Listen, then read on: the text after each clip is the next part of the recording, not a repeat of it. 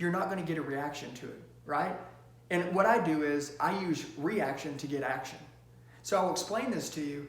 How do we use an empathy close? It's real simple. We pull something out that we haven't used all at one time.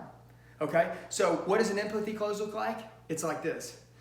So Mr. and Mrs. Customer, when you say the price is too high, would you mind being more specific why you think the price is too high? We just think it's too high. Okay. Guys, first of all, number one, I apologize. This is completely my fault. You see, Mr. and Mrs. Customer, I didn't explain our pricing policy up front, and I'm just going to tell you at the end of the day, this is my fault 100%. You see, Mr. and Mrs. Customer, we've learned that 90% of our customers, they want to get the best price up front. And then the other 10%, they still want to negotiate and haggle. Unfortunately, we find it disrespectful and untrustworthy.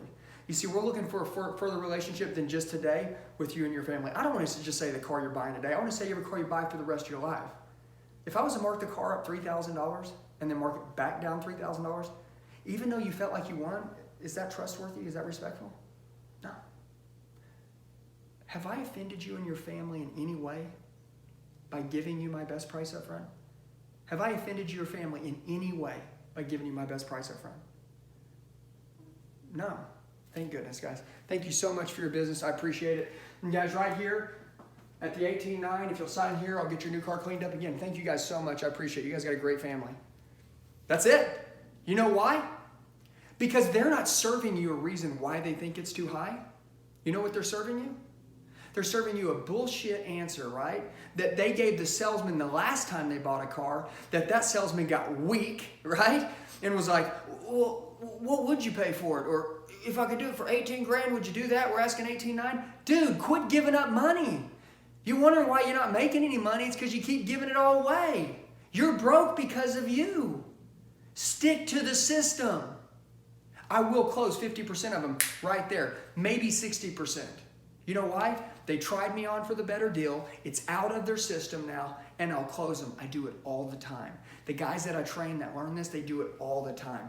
Now, I will move into a different deal. What if that guy says, well, no, you didn't offend us, but I still think it's too high. Then guess what happens? You go into secondary closing, okay? Which I'll put a link below on that, so you can click on that as well. And then I do the what?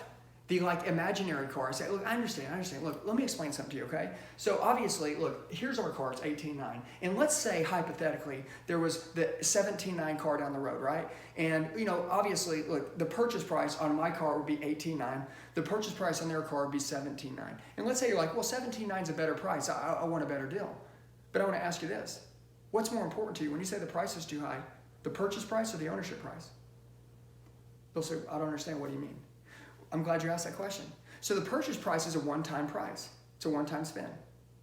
The ownership price, 90% of our customers have agreed that the ownership price is actually the real money spent. Mr. Customer, if you bought a $3,000 car and you drove it down the road and 3 months later, the transmission went out and it cost $3,000, how much did the car cost you? $6,000? Exactly. What was the purchase price on it? $3,000? What's the most important price? The purchase price or the ownership price? Which one was the real money spent? The ownership price? Exactly. You see, Mr. and Mrs. Customer, that hypothetical vehicle that's $1,000 less, that dangling carrot that at the end of the day isn't the real money spent, they can't be high in all the critical areas that are important to you and your family, okay? They may be the lowest in price, but I promise you they're not the lowest in cost. And our goal is to be the lowest in cost, and we can't be high in all those areas and be the best in business and not be a little higher in price. Wouldn't you agree? But if we were the lowest in cost, wouldn't that matter the most because that's the real money spent? Yeah. BAM! Gotcha, baby. Guess what? If you guys ain't jacked up, you're crazy, man. Guess what? And some of you guys, you're like, man, dude, this guy's nuts. Yeah, $700,000 a year selling cars nuts. Guess what? I'm telling you, your skill is everything. Everything. Stick to the system. If you don't have a system, that's why you're broke.